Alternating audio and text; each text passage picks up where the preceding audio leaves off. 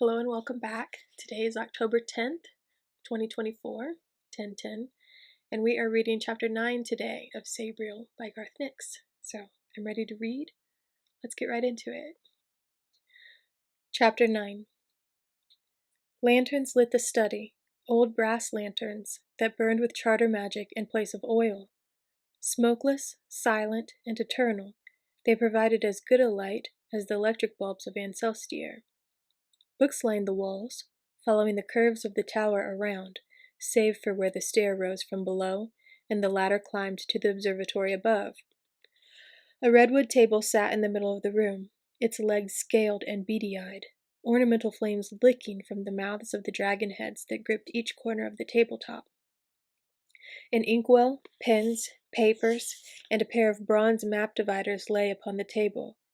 Chairs of the same red wood surrounded it, their upholstery black with a variation on the silver key motif. The table was one of the few things Sabriel remembered from her childhood visits. Dragon desk, her father had called it, and she'd wrapped herself around one of those dragon legs, her head not even reaching the underside of the table. Sabriel ran her hand over the smooth, cool wood, feeling both her memory of it and the current sensation. Then she sighed, pulled up a chair, and put down the 3 books she'd tucked under her arm. 2 she'd put together close to her, the other she pushed to the center of the table. This 3rd book came from the single glassed-in cabinet among the bookshelves, and now lay like some quiescent predator, probably asleep, possibly waiting to spring. Its binding was of pale green leather, and charter marks burned in the silver clasps that held it closed. The Book of the Dead.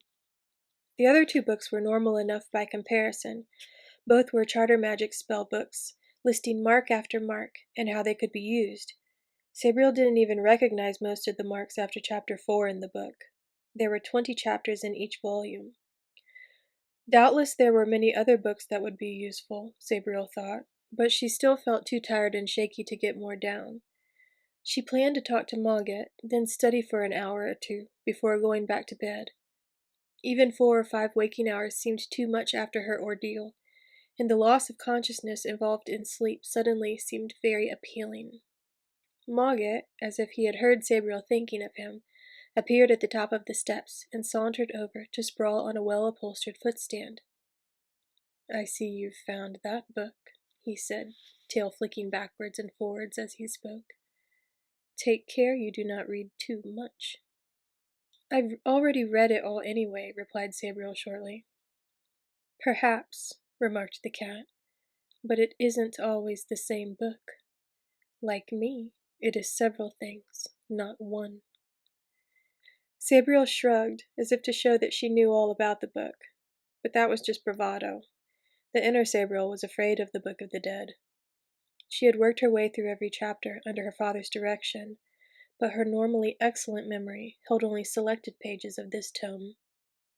If it changed its contents as well, she suppressed a shiver and told herself that she knew all that was necessary. "My first step must be to find my father's body," she said, "which is where I need your help, Mogget." "I have no knowledge of where he met his end," Mogget stated with finality. He yawned and started licking his paws. Sabriel frowned and found herself pulling in her lips, a characteristic she had deplored in the unpopular history teacher at school, who often went thin-lipped in anger and exasperation. "Just tell me where you last saw him and what his plans were." "Why don't you read his diary?" suggested Mogget, in a momentary break from cleaning himself. "Where is it?" asked Sabriel, excited. A diary would be tremendously helpful. "He probably took it with him," replied Mogget. "I haven't seen it." "I thought you had to help me," Sabriel said, another frown wrinkling across her forehead, reinforcing the thin lips. "Please answer my question." "3 weeks ago," Mogget mumbled, mouth half muffled in the fur of his stomach, pink tongue alternating between words and cleaning. "A messenger came from Belissaire, begging for his help. Something dead, something that could pass the wards, was preying on them. Abhorsen, the previous Abhorsen, ma'am, suspected that there was more to it than that, Belissaire being Belissaire, but he went." Belisare. The name's familiar. Is it a town? A city. The capital. At least it was, when there was still a kingdom. Was? Margaret stopped washing and looked across, eyes narrowing to frowning slits. What did they teach you in that school? There hasn't been a king or queen for 200 years, and not even a regent for 20. That's why the kingdom sinks day by day into a darkness from which no one will rise. The charter, Sabriel began, but Mogget interrupted with a yowl of derision. The charter crumbles too, he mewed. Without a ruler, charter stones broken one by one with blood. One of the great charters twisted.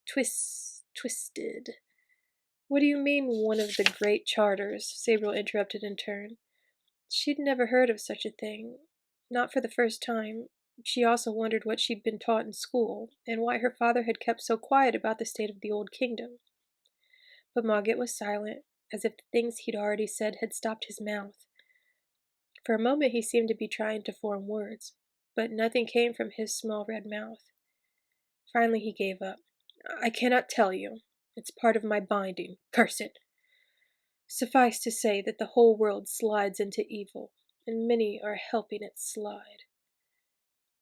And others resist it, said Sabriel, like my father, like me. It depends what you do, Mogget said, as if he doubted that someone as patiently useless as Sabriel would make much difference. Not that I care.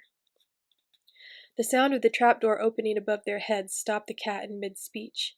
Sabriel tensed, looking up to see what was coming down the ladder, then started breathing again as she realized that it was only another charter sending, its black habit flopping over the rungs of the ladder as it came down. This one, like the guards on the cliff corridor, but unlike the other house servants, had the silver key emblazoned on its chest and back. It bowed to Sabriel and pointed up. With a feeling of foreboding, Sabriel knew that it wanted her to look at something from the observatory. Reluctantly, she pushed her chair back and went over to the ladder. A cold draught was blowing in through the open trapdoor, carrying with it the chill of ice from further up the river. Sabriel shivered as her hands touched the cold metal rungs. Emerging into the observatory, the chill passed, for the room was still lit by the last red light of the setting sun, giving an illusion of warmth and making Sabriel squint.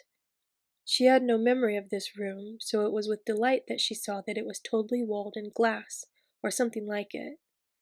The bare beams of the red-tiled roof rested on transparent walls, so cleverly mortised together that the roof was like a work of art, complete with a slight draft that reduced its perfection to a more human level. A large telescope of gleaming glass and bronze dominated the observatory, standing triumphant on a tripod of dark wood and darker iron. A tall observer's stool stood next to it, and a lectern, a star chart still spilled across it. A thick toe-wriggle inviting carpet. A thick toe-wriggle inviting carpet lay under all, a carpet that was also a map of the heavens, showing many different colorful constellations and whirling planets woven in thick, richly dyed wool. The sending who had followed Sabriel went to the south wall and pointed out towards the southern river bank, its pallid, charter-drawn hand indicating the very spot where Sabriel had emerged after her underground flight from the Mordicant. Sabriel looked there, shielding her right eye from the west-falling sun. Her gaze crossed the white tops of the river and was drawn to the ledge, despite an inner quailing about what she would see. As she feared, the Mordicant was still there, but with what she had come to think of as her death site, Sabriel sensed it was quiescent, temporarily just an unpleasant statue, a foreground to other, more active shapes that bustled about in some activity behind. Sabriel stared a little longer, then went to the telescope, narrowly avoiding Mogget, who had somehow appeared underfoot. Sabriel wondered how he had got up the ladder, then dismissed the thought as she concentrated on what was happening outside. Unaided, she hadn't been certain what the shapes around the Mordicant were, but they sprang sharply at her through the telescope, drawn so close she felt she could somehow lean forward and snatch them away. They were men and women, living, breathing people. Each was shackled to a partner's leg by an iron chain, and they shuffled about in these pairs under the dominating presence of the mordicant. There were scores of them coming out of the corridor, carrying heavily laden leather buckets or lengths of timber, taking them across the ledge and down the steps to the river. Then they filed back again, buckets empty, timber left behind. Sabriel depressed the telescope a little, and almost growled in exasperation and anger as she saw the scene by the river. More living slaves were hammering long boxes together from the timber, and these boxes were being filled with earth from the buckets. As each box was filled, it was pushed out to bridge the gap from shore to stepping stone, and locked in place by slaves hammering iron spikes into the stone. This particular part of the operation was being directed by something that lurked well back from the river, halfway up the steps. A man-shaped blot of blackest night, a moving silhouette, a necromancer's shadow hand, or some free-willed dead spirit that scorned the use of a body. As Sabriel watched, the last of 4 boxes was thrust out to the first stepping stone, spiked in place, and then chained to its 3 adjacent fellows. One slave, fastening the chain, overbalanced, and went headfirst into the water, his shackle mate following a second later. Their screams, if any, were drowned by the roar of the waterfall as its waters took their bodies. A few seconds later, Sabriel felt their lives snuffed out. The other slaves at the river's edge stopped working for a moment, either shocked at the sudden loss, or momentarily made more afraid of the river than their masters. But the shadow hand on the steps moved towards them, its legs like treacle, pouring down the slope, lapping over each step in turn. It gestured for some of the nearer slaves to walk across the earth-filled boxes to the stepping stone. They did so, to cluster unhappily amid the spray. The shadow hand hesitated then, but the mordicant on the ledge above seemed to stir and rock forward a little, so the shadowy abomination gingerly trod on the boxes and walked across to the stepping stone, taking no scathe from the running water. "Grave dirt," commented Mogget, who obviously didn't need the telescope. "Carted up by the villagers from Quire and Robles-town. I wonder if they've got enough to cross all the stones." "Grave dirt," commented Sabriel bleakly, watching a fresh round of slaves arriving with buckets and more timber. "I'd forgotten it could negate the running water. I thought I would be safe here for a time." "Well, you are," said Mogget. "It'll take at least until tomorrow evening before their bridge is complete, particularly allowing for a couple of hours off around noon, when the dead will have to hide if it isn't overcast. But this shows planning, and that means a leader. Still, every abhorsen has enemies. It may just be a petty necromancer with a better brain for strategy than most." "I slew a dead thing at Clovencrest," Sabriel said slowly, thinking aloud. "It said it would have its revenge, and spoke of telling the servants of Caragor. Do you know that name?" "I know it," spat Mogget, tail quivering straight out behind him. "But I cannot speak of it, except to say it is one of the greater dead, and your father's most terrible enemy. Do not say it lives again." "I don't know," replied Sabriel, looking down at the cat, whose body seemed twisted, as if in turmoil between command and resistance. "Why can't you tell me more? The binding?" A perversion of the yes," Mogget croaked out with effort, though his green eyes seemed to grow luminous and fiery with anger at his own feeble explanation. He could say no more. "Coils within coils," remarked Sabriel thoughtfully.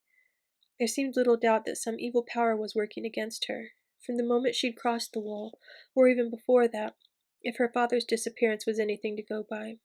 She looked back through the telescope again, and took some heart in the slowing of the work as the last light faded, though at the same time she felt a pang of sympathy for the poor people the dead had enslaved.